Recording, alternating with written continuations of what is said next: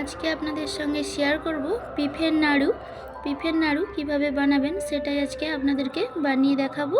ভিডিওটা না টেনে সম্পূর্ণ দেখতে থাকুন। আমি এখানে একটা পেঁপে নিয়েছি। পেঁপেটাকে আমি বটির সাহায্যে চারখাদি করে কেটে নেব।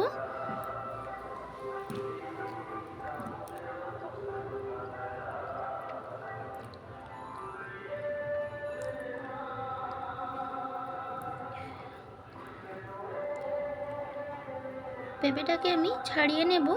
একটুও কিন্তু সবুজ অংশ থাকলে হবে না, খুব ভালোভাবে ছালটা তুলে দিতে হবে।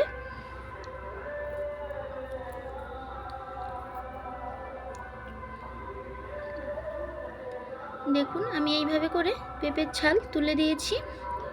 ভেতরের আঁটিগুলো আমি চামচ দিয়ে চেঁচে নেব। আমি এখানে একটা গ্রেটার নিয়েছি, গ্রেটারের সাহায্যে গ্রেট করে নেব। গ্রেটারে এইভাবে ছোট অংশ দিয়েই কিন্তু গ্রেট করে নিতে হবে।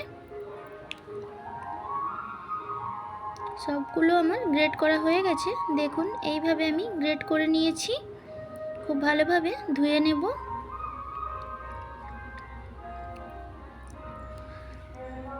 পেঁপেটা আমি সেদ্ধ করে নেব। কড়াইতে দিয়ে দিলাম জল। ধুয়ে রাখা পেঁপেগুলো দিয়ে দেব। 10 মিনিট আমি সেদ্ধ করে নেব।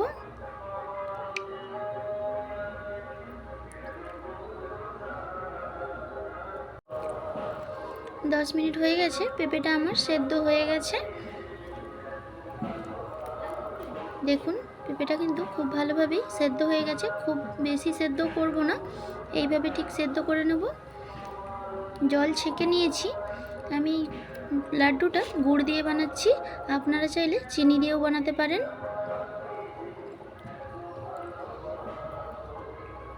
আমি একটা পেঁপের জন্য 150 গ্রাম গুড় নিয়েছি। গুড়টা আমার গলে গেছে। খুব ভালোভাবে পেঁপে থেকে জল ঝরিয়ে রেখেছিলাম, দিয়ে দেব। পেঁপের সাথে গুড়ের কিন্তু খুব ভালোভাবে পাকটা আমি দিয়ে নেব।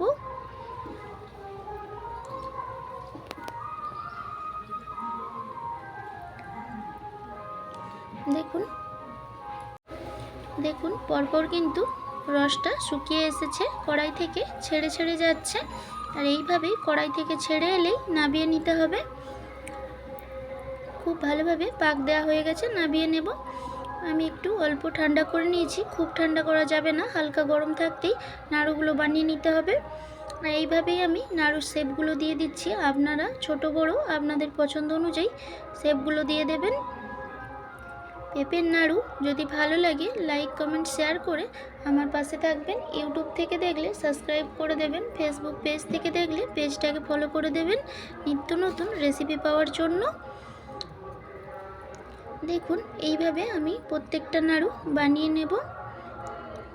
দুটো নাড়ু কিন্তু আমার বানানো হয়ে গেল। এইভাবেই আমি সব নাড়ুগুলো বানিয়ে নেব। বাড়িতে এইভাবে পেঁপের নাড়ু বানাবেন, কেউ বিশ্বাসই করতে পারবেন না যে পেঁপে দিয়ে এত সুন্দর নাড়ু বানানো যায়। খেতেও অসাধারণ লাগে। দেখুন আমি আপনাকে একটা ভেঙে দেখাচ্ছি। আপনারা কিন্তু এইভাবে পেঁপের নাড়ু বানাবেন, অবশ্যই ভালো লাগবে। ভালো লাগলে লাইক কমেন্ট শেয়ার করতে ভুলবেন না।